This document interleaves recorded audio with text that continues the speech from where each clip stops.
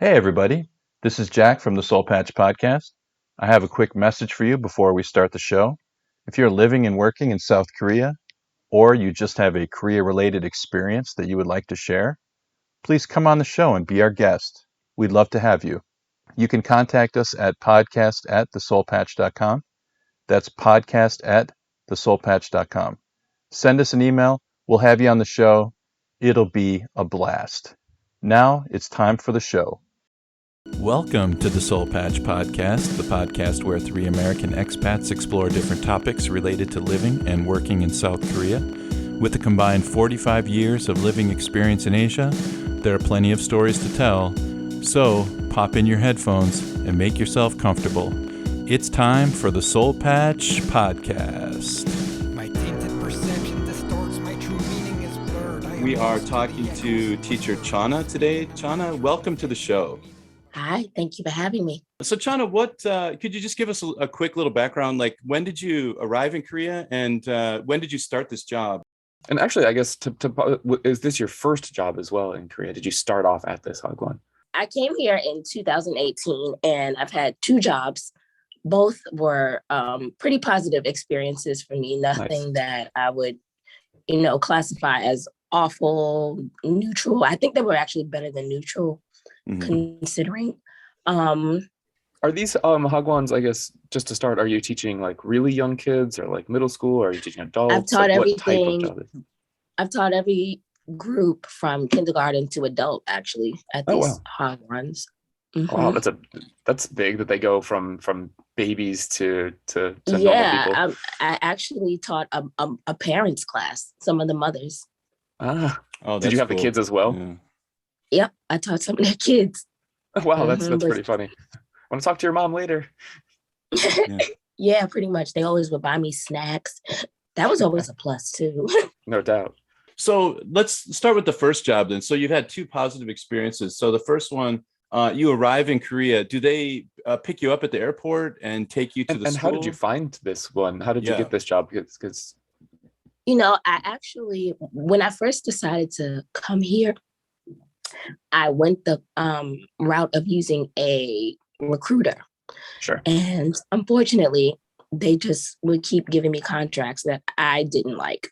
Or they would keep suggesting things that were outside of the realm of things I asked for. So at that point, I just took matters into my own hands and I got on a plane and I came here and found my own jobs. Nice. So you didn't have anything lined up. You're just like, I'm going to Korea. I'm gonna make this happen. Yeah, I actually had a friend who was living here. So I stayed with her for a couple of weeks until I found a job in an area that I wanted to be in. And with a contract I was comfortable with. I wanted to meet the people I was going to be working with. So I had an opportunity to actually meet my first boss before I even signed anything. We just had coffee and talked. And I went to see the school. I saw the neighborhood that I would be living in. So I got a chance to kind of get a feel for what I was getting myself into. That's really cool. Can I ask you, before you came here, you said that you were working with recruiters and they kept offering you jobs that you didn't like.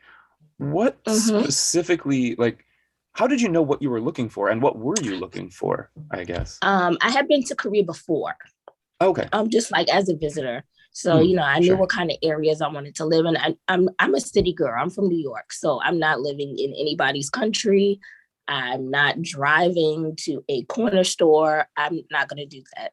So I knew I wanted to live somewhere with accessibility to, public transportation easily, restaurants, food, that's big for me. I wanted somewhere modern, clean, and a lot of these places they were offering were like really far away from, cities. So for you then, I guess like location was really important, of course. I mean, that was big for me, especially because I had already made some friends here and, I didn't want to be too far from the community I already developed. Nice. And also near the subway station and things that you can See, those are the things that recruiters will never really tell you, or you can never really understand unless you've been here. I remember when I first came to Korea, my first job was in Mokdong, and I didn't know anything about Mokdong at the time, so I just got online. And like you were saying, you really can't know until you get on the ground. I know. Because I went to Wikipedia, I was like, "What's Mokdong like?" And it was like, "Mokdong is the high class area of Seoul." And I was like, "Wow, right. I'm gonna be in like downtown." I get here, I was like, "Well, it's kind of nice, but what? Like this isn't what I was reading about online." Yeah, and if you're in Seoul, I had friends that worked in Seoul, but they were all the way up north in Uijeongbu, which is really quite far from. I mean, that's like an hour away from Hongdae and Itaewon. That's far. Like, and not having been here, it's easy to sell somebody who hasn't been here on. Hey, this is Seoul. It's all connected. It's Seoul, and that's all right. I had the same situation in Thailand as well. My first job was in Bangkok, technically, but where we were living, there were monitor lizards, climbing in the trees, and alligators in the swamps. I mean, it was we were in like 3 of my coworkers got dengue fever. So, oh Lord. Yeah, God. I mean, we used to joke about it. They advertised the job as being 15 minutes from downtown Bangkok, but they forgot to mention by Apache helicopter only, as the crow flies, 15 minutes maybe. But yeah, so recruiters will do that stuff all the time because they just want to fill the position. They don't care about your happiness. And get paid. Right. They want to get paid. So then, Chaunna, so location was really important, but I'm curious as well to look at like what about the jobs specifically were you looking for? Because obviously you'd been here, you talked to people, so you knew people were in types of jobs. So there's certain probably red flags that you were looking for, or green flags maybe as well. Like what of those types of things? What about the job specifically, not the location, but the job were you looking for as good or bad? What caused you to reject some and look at others?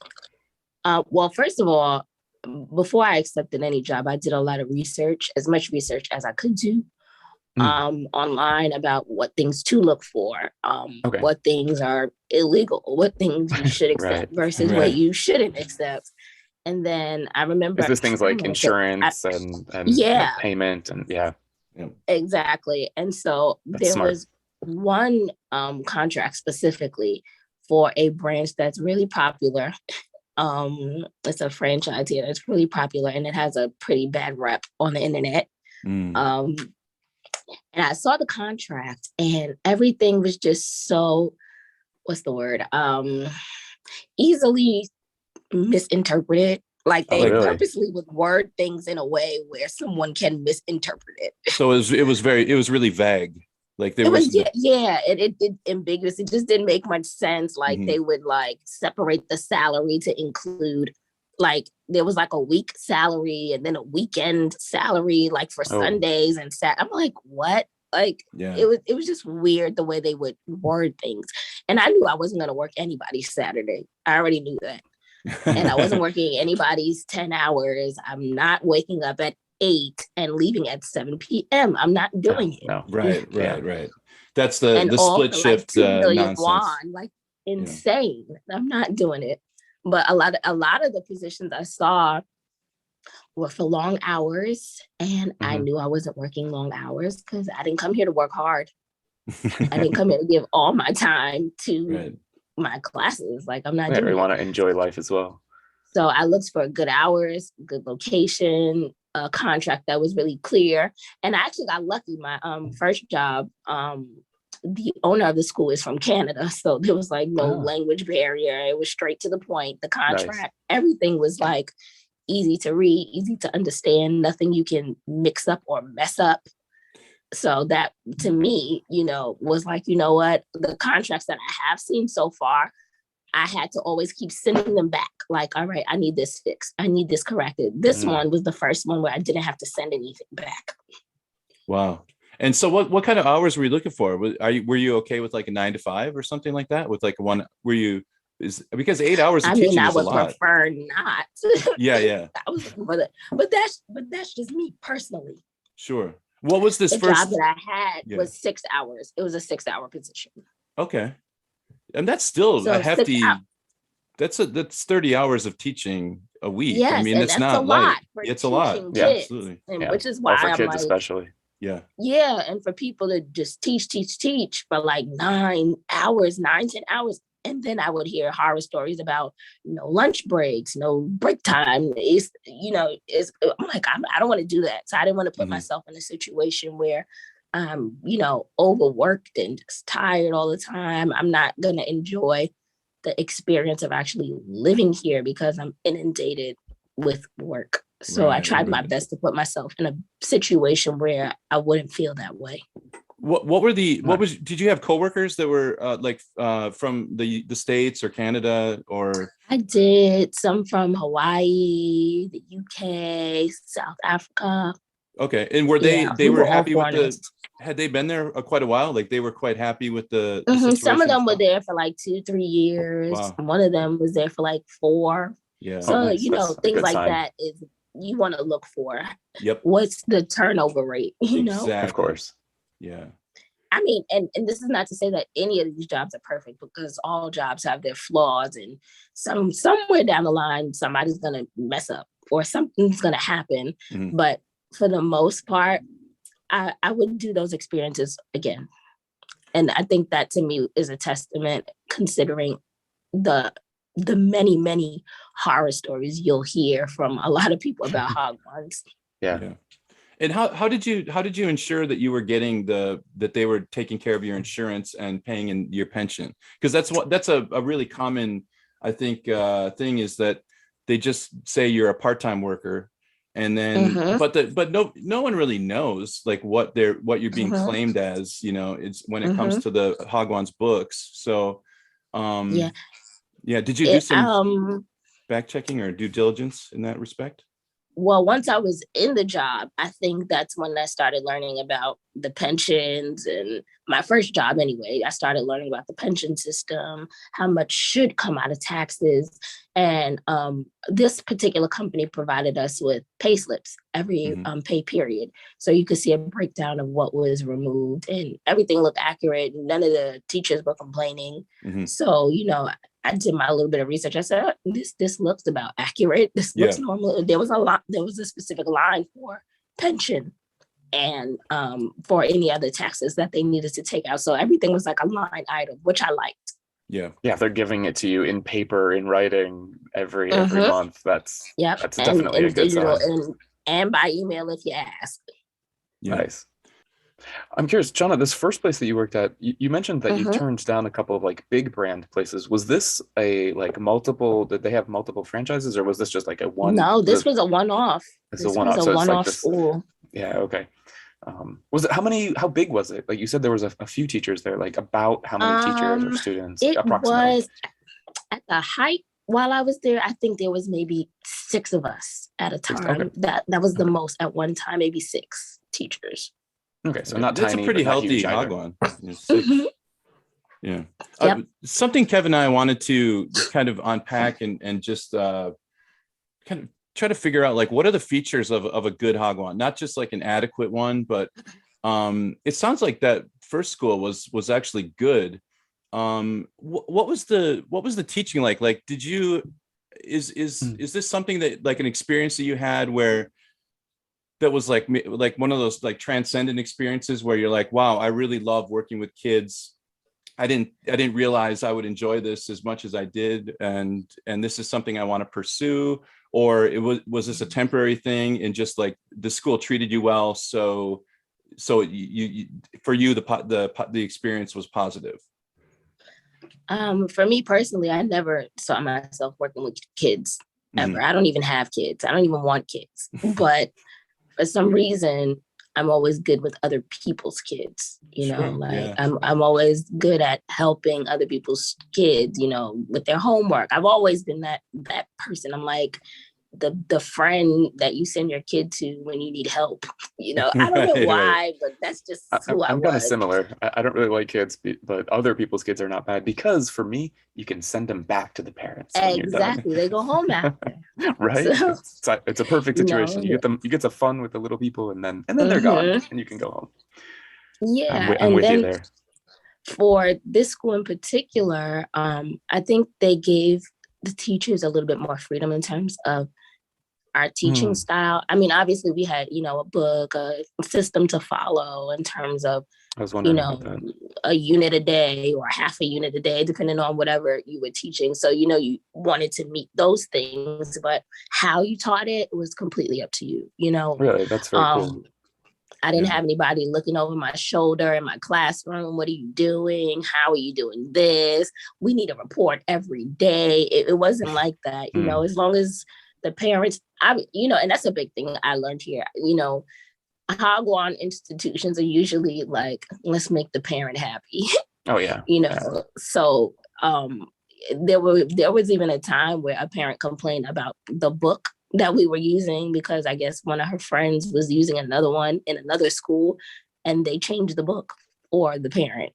Oh, wow. I thought that was a little ridiculous, but I went along with it. But ultimately for teachers, it wasn't difficult, and then, we had some kind of creative flexibility. They decided to add on a kindergarten program and I was asked to be one of the teachers, the head teacher there. Nice. And they paid me overtime to help them get it started. And, they asked me for my input. We came up with different things to do. We even were able to go on field trips and things like that with the kids. So I was able to get outside of the Hagwon and, have a good time for free. That was fun. We even did yearbooks. We set up yearbooks. I did the photography for the yearbook. So, I got to use some of my other creative skills and, he paid me overtime for all the extra things that I was doing. I did the layout for the book and helped him with things like that on the design side. So it was pretty cool that I got to do a little bit more than just be in our classroom and teach and for extra money. Yeah. Always a bonus. Before you came to Korea, were you a teacher at all, or were you doing completely separate things? No. Okay. Totally different. I was in the creative industry. Nice. That's what it makes sense. And you're talking about making that yearbook. It sounds like you're utilizing those skills, right? In the Hagwon. You said they give you some freedom in how to teach, which is very cool. But when you first came to Korea, did you know how to teach? I taught basic things, I would tutor people's kids, so I just had to use those skills. I'm curious because if they give you some freedom, I mean, freedom is fantastic. We have that in our jobs as well. But I remember when I very first came to Korea teaching, although I had been teaching a bit in the past, I'd never taught ESL. And so the Hagwon that I was at, they were one of the ones that was very strict. It was you've got, do this for 5 minutes, do this for 10 minutes. It was laid out for you. And at first that was very helpful for me, right? So did your Hagwon, did they have a plan for you and you were just able to kind of bend it? Or did they just say in general, teach lesson 1 today and how you do it is completely up to you? No, you know what they did when I first came, they would have me go into different classrooms to see how other teachers were going about doing a book. And then I would just kind of pick up things that I liked and then tweak other things that didn't work for me. Okay. For some, the owner of the school, he had a very bubbly personality where he was almost clownish in a way, a performer for the kids. That's not my personality. And he didn't force me to perform in that way. I have a very dry sense of humor, which some of the kids tend to like, I guess. But I'm also very I'm a strict teacher. I want you to learn, learning first. It's not about playing games all day. If you don't understand something, I'd rather take the extra time to make sure you guys understand than to just spend the last 5 minutes playing a game for the sake of playing a game. And they didn't mind. Of course they want the kids to have fun. So we actually dedicated a Friday to specifically games. So Fridays was the fun day. Friday's game day, so they know what they have to behave during the week to get the reward. Of course, And we would set up different, activities for them to do on Fridays. So we knew that there was a time for them to have fun, and then the rest of the week, buckle down, get it done, get the work done.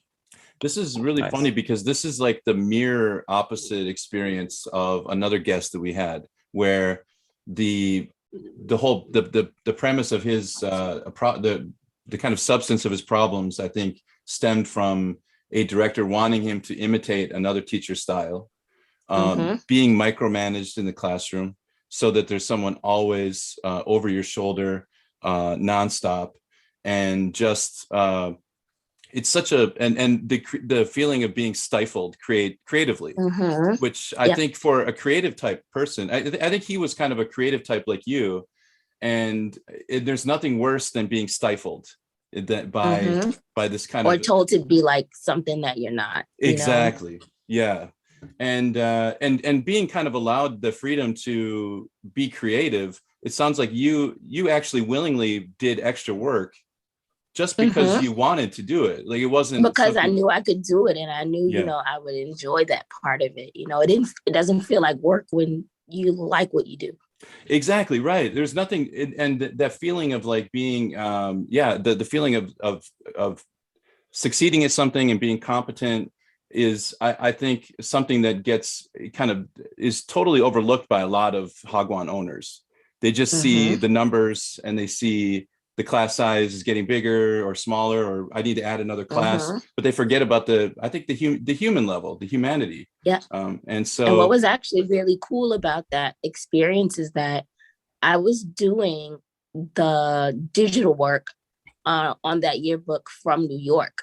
Like, he let me go home for a month. They let me go home for a month after my first contract ended, and he was still paying me to do that work. And I just came back.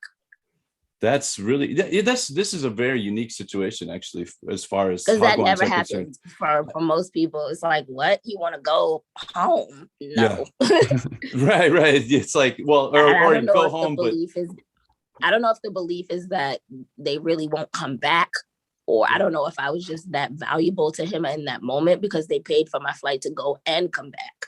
Oh wow, they gave you a flight home and back. Was this at the end of a contract, or was this kind of like in the middle of no, your contract? No, I finished the contract and I wanted to go home. And they were like, well, you want to go home for a month? Like, how long you want to go home? And I was like, I could do a month. And they were like, you want to come back? I was like, I'll come back. And then they just booked the ticket.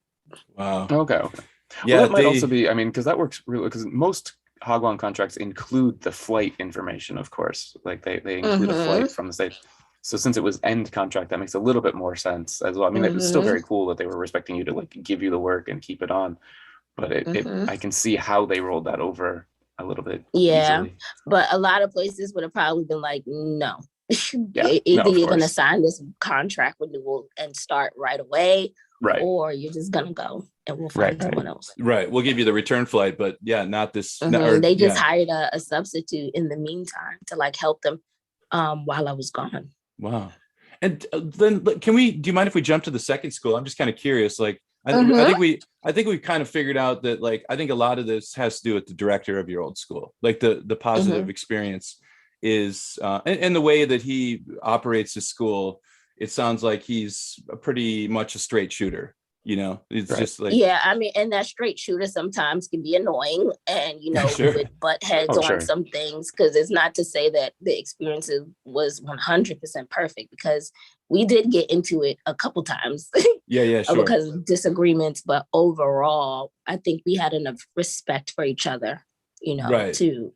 Well, there's a way to have a good experience. Right. There's a way to disagree respectfully and disrespectfully, and both, you know, both ways. And if in one of our past episodes, I think we had an example of where, you know, a teacher was feeling demeaned, you know, by the director and treated unjustly, and it really just created a toxic situation. But it's not. But for you, to add to that really quickly, I will say that my experience in that school is not to say that everybody had that same experience, because there was one girl, I guess because my personality is a little bit more tough, and because the director is very straightforward, and this girl came in, she was a lot more sensitive than me. You know, she was very timid. So he intimidated her. Like, when she would get things wrong, she would cry. And I'm like, girl, get it together. What is going on? But, you know, so same school, same director, two different experiences. She ended up leaving and going to another school. She couldn't take it.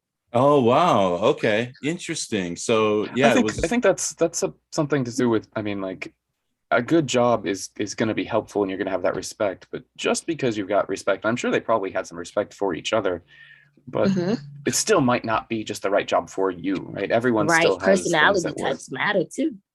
Of course. Yeah, that's so. True. Then why did you choose to leave that place? I mean, it seems like pretty cool. Why leave there? Unfortunately, after the pandemic started, we weren't in a place to like, they had just opened up a second school right before, maybe like 3 months, because we were getting so many students.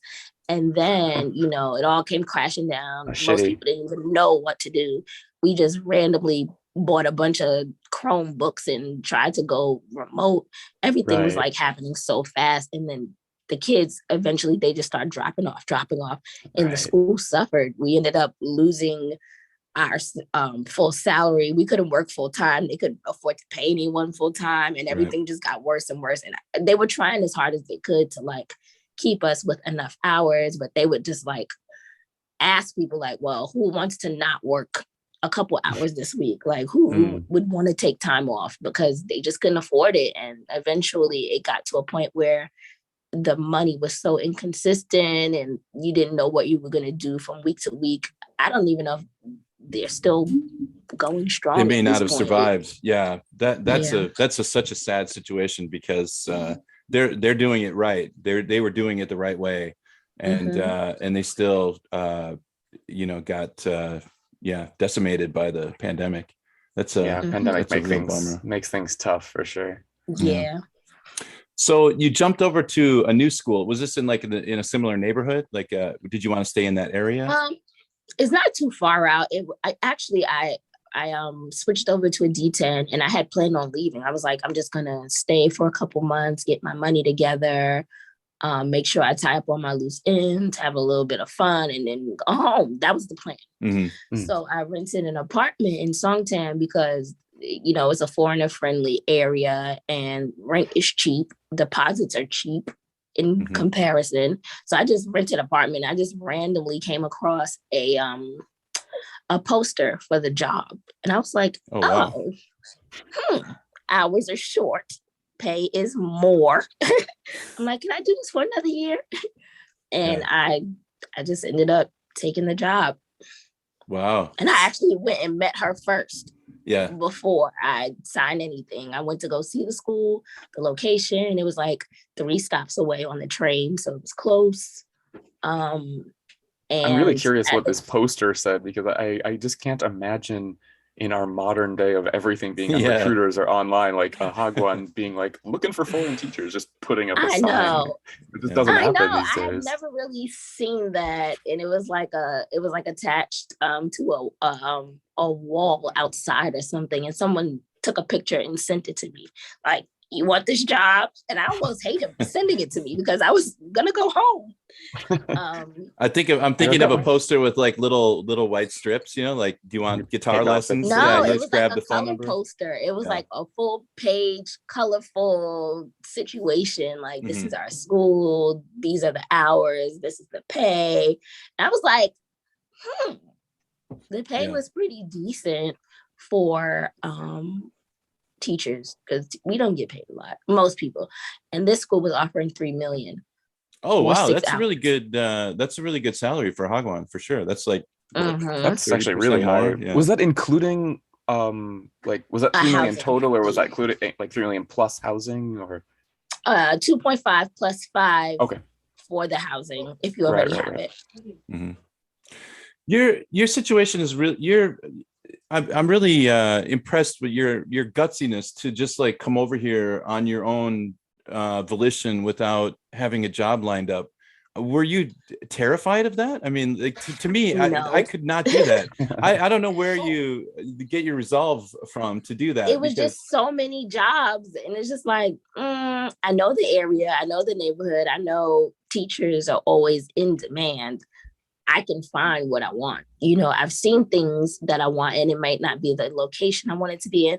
And I was just like, if it doesn't work out, what's the worst that's going to happen? I have to go back home. I look at the worst. I'm like, I look at the worst case scenario, and if I can accept that, it's like, just do it. I mean, you almost hacked the system in a way. Like it's like you've circumvented all the recruiters and just went straight to the source, which means you can have your pick of the litter essentially, right? Like I can find the school. I can just yeah. I mean, you're selling your ability to teach at the highest possible price to the highest bidder with the best situation. And most of the rest of us that just kind of wanted to have it all lined up before, because I think that's when for a person like me, it's always been kind of a fear-based decision making. Like I'm afraid something would go wrong, so maybe I need this recruiter to hold my hand and to help me through. But I think your story is really great, because I think you're giving another option to our listeners out there who might want to come over here, that hey, it's not as hard as you might think it is to find a job. I mean, I came over because I didn't know. I mean, you were lucky, like already having had been here, visiting, having friends makes it really easy. Like I did the Hagwon job for 1 year. I kind of knew doing my research at the time.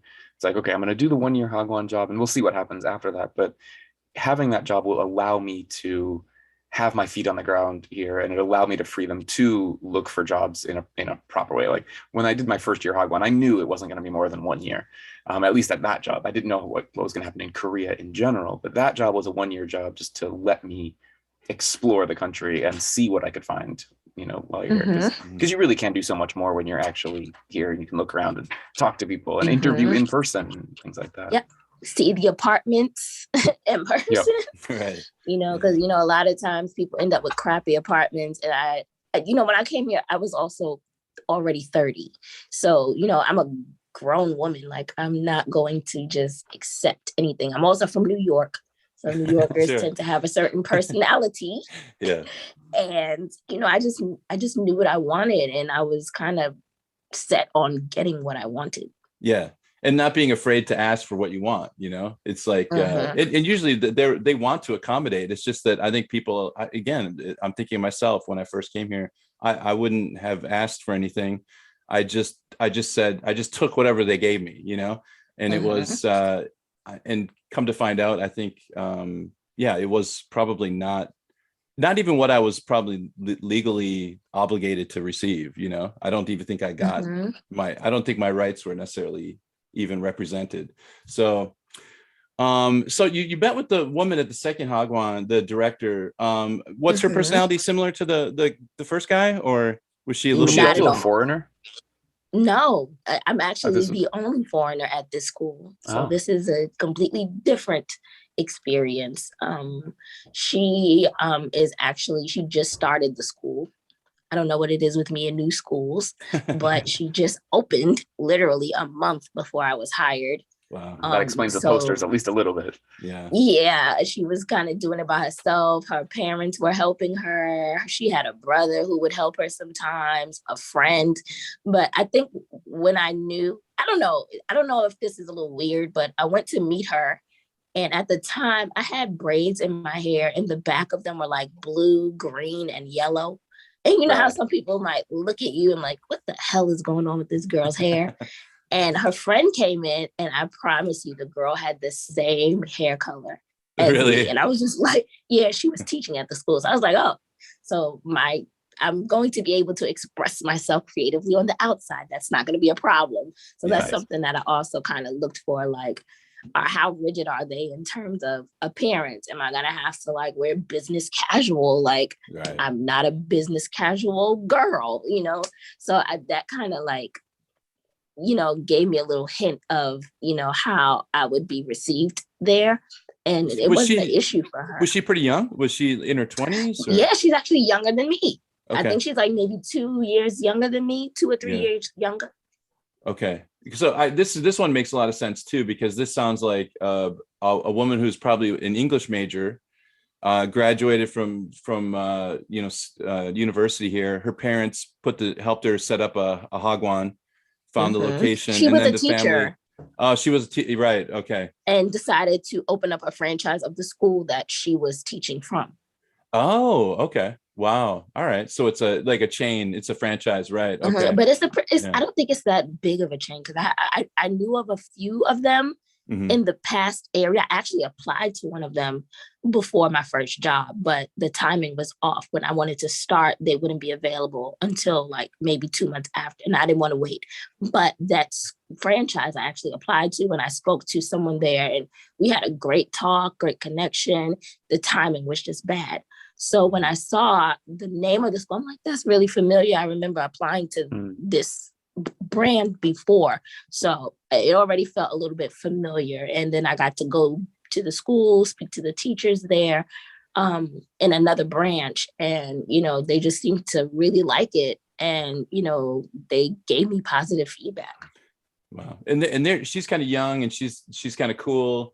And it sounds like I bet you've got a year of experience now under your belt, or more than a year of experience. I was at the last school for two years. Right. So you've got 2.5 years of teaching experience. So you've got more confidence than when you first started teaching. The 2.5 years before. But you also have you feel like you've got the ability to express your creativity, and you did all these other things. So did this new Hagwon owner let you express yourself in the way that you thought when you first met her friend that had kind of multicolored hair? Was it everything you thought it was going to be?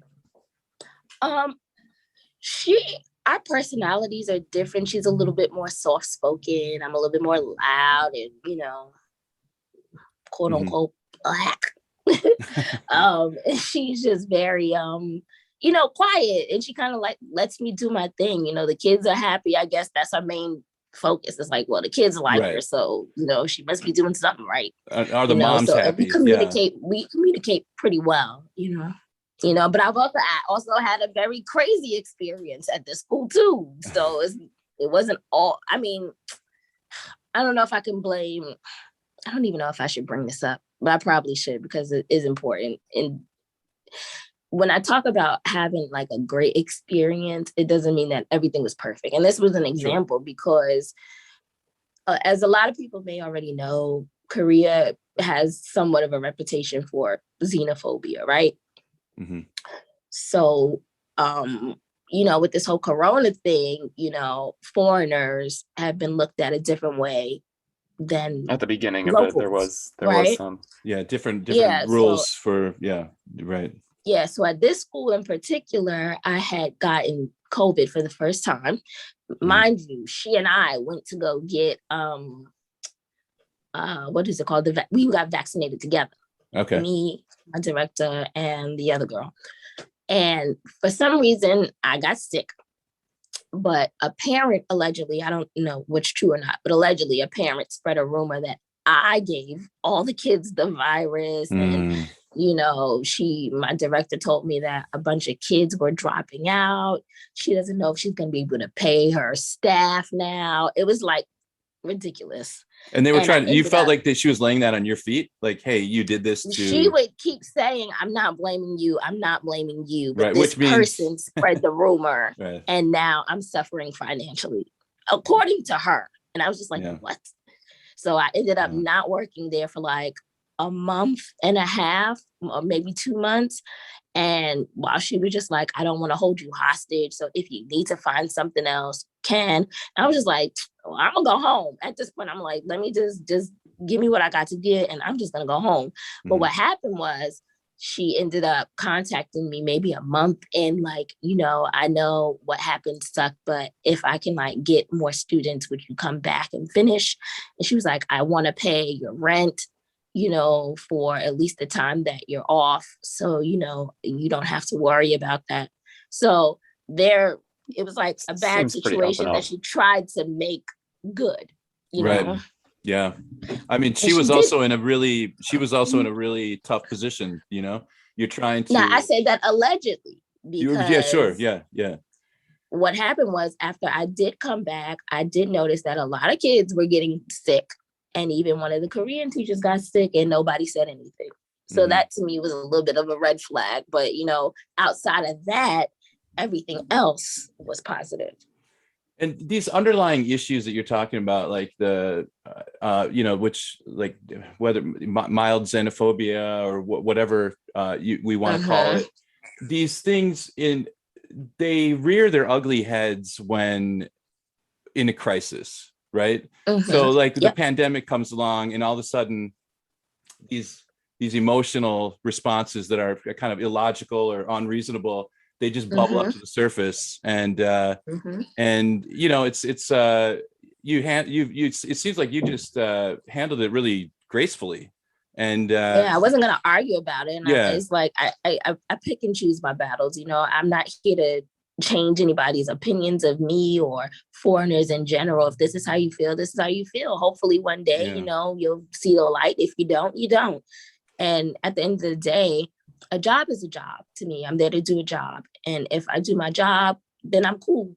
But other than that, a job is a job. I can always be employed somewhere else. I have a skill set. The funny thing, you didn't burn the bridge down, and then actually they came back to you and basically apologized in a way and made things right, or tried to make things right, which it's cool to see it kind of come full circle, instead of it just being like, you didn't just go home with a kind of bitter taste in your mouth over that experience, but you can still look back on it and say that was a fond experience, given, although there were these, COVID was, it really just messed up. It's a crazy situation. I've heard like crazy stories about like foreign teachers being asked to wear gloves or come through a back door so, parents won't see you, like crazy things. I'm like, this is insane. Teaching a hazmat suit or something like that. Yeah. Crazy.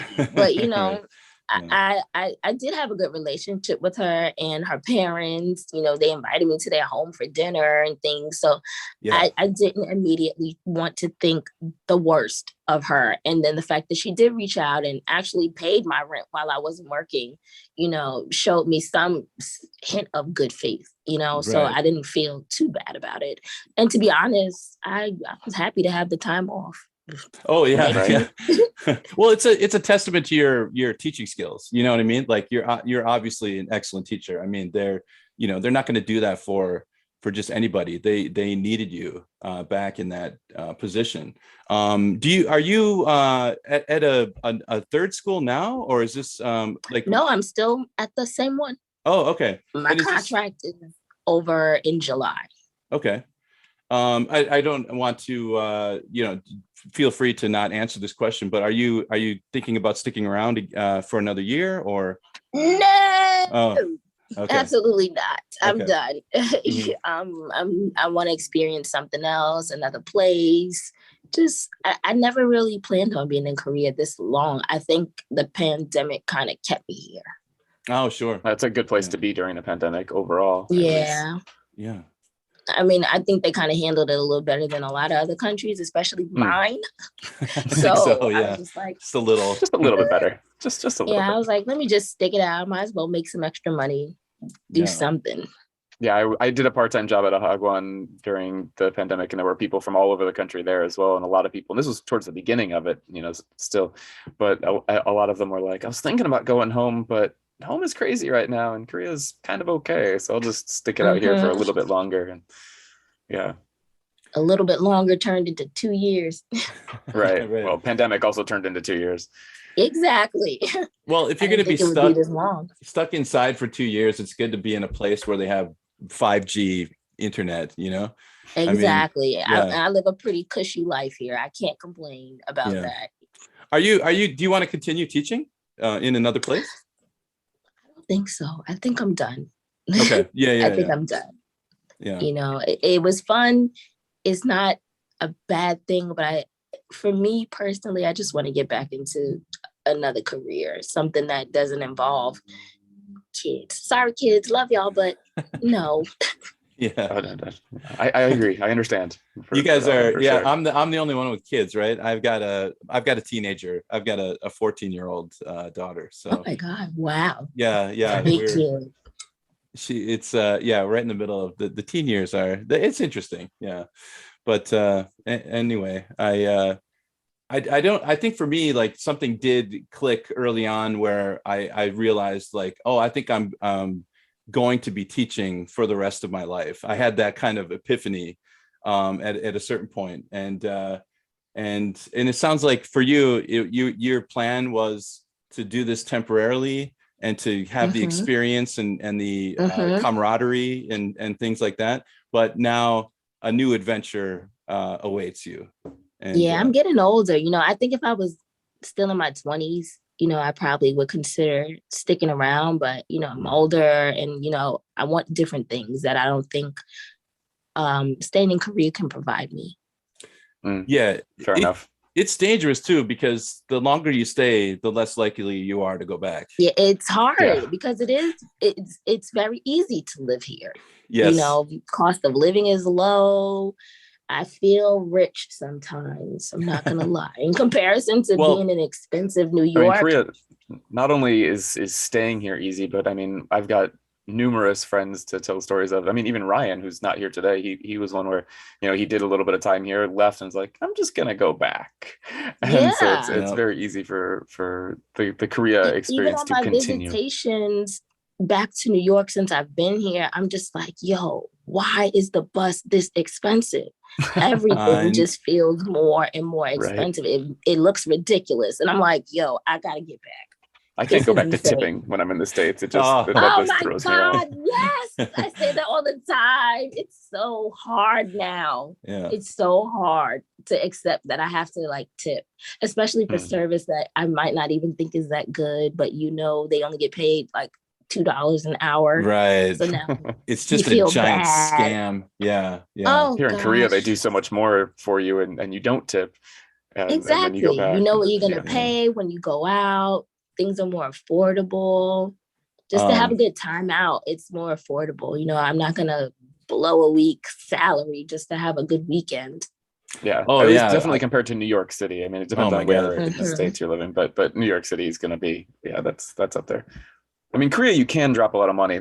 Korea's, in some ways it can be very expensive, housing, of course, but in some ways, if you know how to do it right, you can eat cheap, you can play cheap, you can do it well if you know what you're looking for sure. I think blowing money in Korea it's just not my style. You know what I mean? I don't get the enjoyment out of a $200 king crab meal that I get the same enjoyment out of a bibimbap. You know what I mean? They're both delicious. And drinking fine whiskey in some basement bar that's cost $300 a bottle, just not as fun as going I blow money on food. That's my vice. I'm a foodie. I like to eat. So the fact that I can eat out every single day if I want and still have half my salary to put away in my savings, it's amazing. Yeah. It's gonna be tough though when you go back to New York and you have to pay $16 for a bibimbap. That's gonna that's gonna plus be painful. Tax plus tip. Right. It's probably closer to 20, right? Wow. But Chaunna, I think is there anything you'd like to add at the end? Well, let's summarize this before we do that as well. So really, what a good job, and I think so many things we've talked about in previous episodes is it's not necessarily Korea based, although this is a Korea story, of course, but a good job is one that gives you the freedom. It's one that you were able to find on your own, right? That's really key. Yes. Knowing what you're looking for, knowing what you want, and finding something to match that is really going to be something that's helpful. Those recruiters, they give you options, but it's not always in your best interest, of course. And so that was really smart of you to know what you wanted and know what you didn't want, right, before coming in. And if you don't have the guts to just come over here, on your own dime and look for a job, at least send the contract back like Chaunna did, revise it. Don't settle. It's like a marriage, you're stuck there for a year. So if you're unhappy, you're going to be unhappy. And I think sometimes people get caught in bad situations with these schools because one, our visas are tied to these schools. And they kind of have that over our heads, which is why I find it really, really important to do your due diligence as much as you can, because once you're locked in, it's difficult to get out without that, letter of release. It's either you're going to keep working or you're going to go back home. Right. And that was probably my to, biggest trepidation about coming to Korea in the very first place compared to other countries. When I was doing my research, looking at the visa and realizing that my visa was tied to my employer and my employment and your housing, oftentimes. Right. All like your entire life here is tied to your job. Was definitely something to be aware of. That's important to know. Mm-hmm.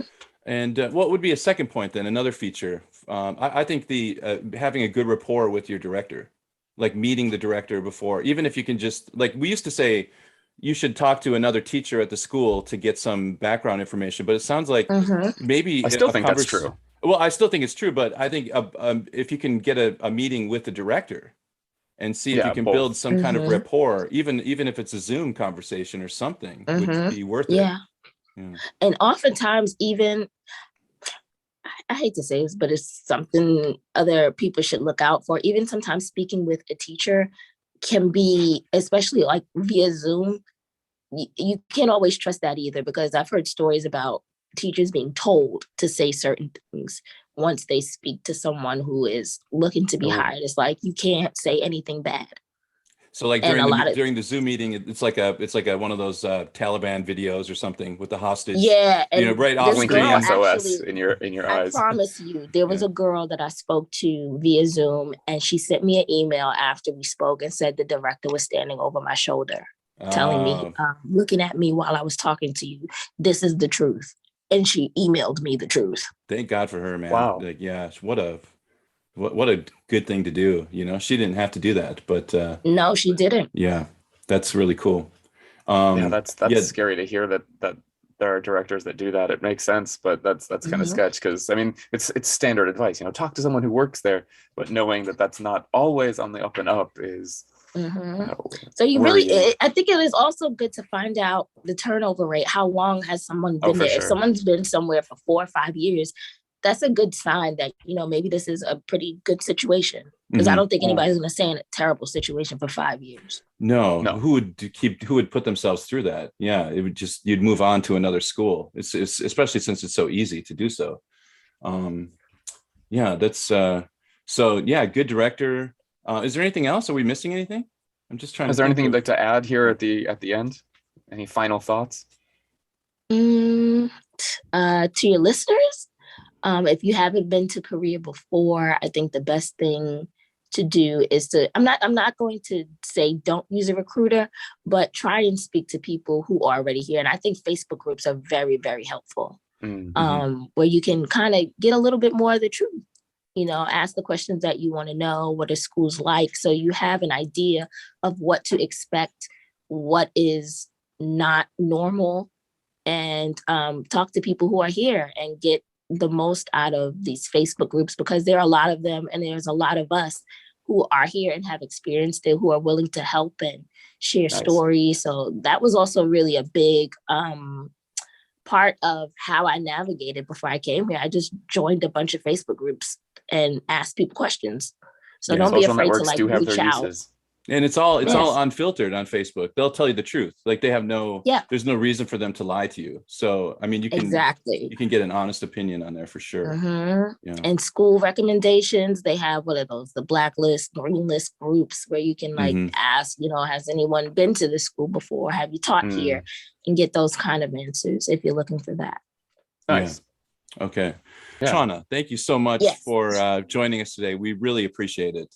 Thank you for having me. Yeah, it's our pleasure. I just want to say to our listeners out there, visit our website, thesoulpatch.com. It's a one-stop shop for streaming the podcast, and you can also get links to our social and our YouTube channel. We do put the audio up on YouTube these days, so you can listen to it on YouTube as well. If you can give us a positive review on Apple Podcasts, that would really help us out. And if you're financially stable enough to contribute to the show, you can hit that Patreon button, the Send Coffee button on our website, and that will go towards producing the show. So with that said, Chaunna, thanks again, and we'll see you next week on the patch. Thank you. Bye-bye. Gear. It's all my love. It's all my love. The quiet man. It's all my love. It's all my love. Dopamine. Jim. It's all my love. It's all my love. It's all my love. The brain. It's all my love. It's all my love. Hey, Bobby. Let the bass go.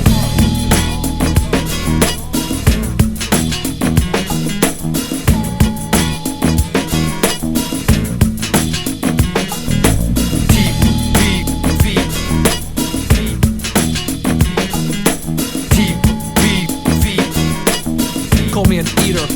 Call me a dominant.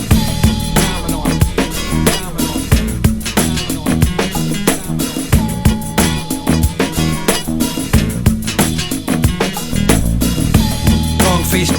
It's all my love. It's all my love. It's all my love. Obsolete.